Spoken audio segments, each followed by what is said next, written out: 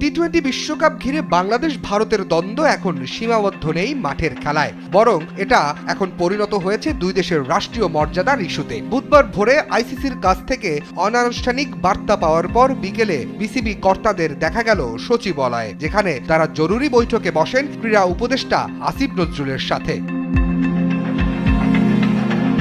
2026 টি-20 বিশ্বকাপে খেলতে বাংলাদেশ ভারতে না গেলে কঠিন সিদ্ধান্ত নিতে পারে আইসিসি। টাইগারদের ভবিষ্যৎই বা কি? যদিও এমন নিয়ে ভাবছে না বিসিবি, দরকার হলে বিসর্জন দেওয়া হবে বিশ্বকাপের স্বপ্ন। তবুও কোনো প্রকার সমঝোতায় রাজি নয় দেশের ক্রীড়া নিয়ন্ত্রকরা। আইসিসিকে আমরা বোঝাবো, আমাদের মন্ত্রী মহোদয় যেভাবে বলে গেলেন আমরা বোঝাবো, কেননা দেখেন পূর্বেও কিন্তু সিকিউরিটির কারণে বিভিন্ন এই ধরনের ইভেন্ট হয়েছে এবং আপনারা জানেন যে হাইব্রিড বিশ্বকাপ যে হচ্ছে সেটার মূল কারণটাই কিন্তু সিকিউরিটি। সো আমরা আশা করছি যে আমরা যে আমাদের রিজনগুলো আছে সেগুলো আমরা এস্টাবলিশ করতে পারবো। ক্রিকেটারদের নিরাপত্তার ইস্যুতে বিসিবি আরও একবার চিঠি পাঠাবে আইসিসিতে। ক্রিকেট নীতি নির্ধারকরা ভেন্যু বদলে দিবে এমনটাই প্রত্যাশা সংশ্লিষ্টদের। যে কোনো বিদেশ ট্রিপে যাওয়ার সময় আমাদের গভর্নমেন্ট অর্ডার লাগে, তো সেই অর্ডারটার পজিশনটা আমরা জানতে এসেছিলাম।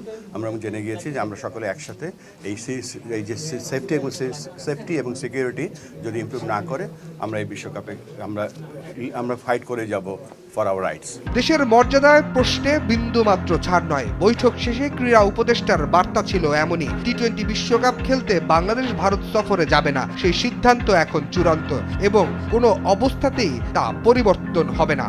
আমাদের জাতির অবমাননার বিনিময়ে আমাদের ক্রিকেটার এবং আমাদের দর্শক, আমাদের সাংবাদিক, তাদের নিরাপত্তার বিনিময়ে, দেশের মর্যাদার বিনিময়ে আমরা বিশ্বকাপ ক্রিকেট খেলতে চাই না। 7 ফেব্রুয়ারি ওয়েস্ট ইন্ডিজের বিপক্ষে ম্যাচ দিয়ে বিশ্বকাপ মিশন শুরুর কথা টাইগারদের। তবে ভেন্যু পরিবর্তন হলে ম্যাচের সূচিও বদলাবে, এটা প্রায় নিশ্চিত।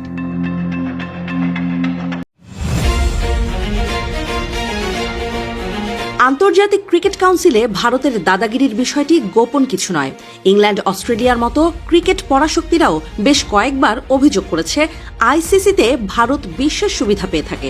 বিশেষ করে আইপিএল ও বিশ্বকাপের মতো বড় আসরে ভারতকে বড় ছাড় দেয় বিশ্ব ক্রিকেটের নিয়ন্ত্রক সংস্থা।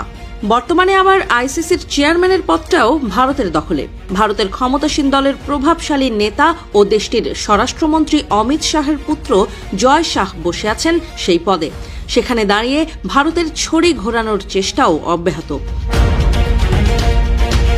তার মাঝেই এলো আইসিসির এক চোখ সিদ্ধান্তের খবর।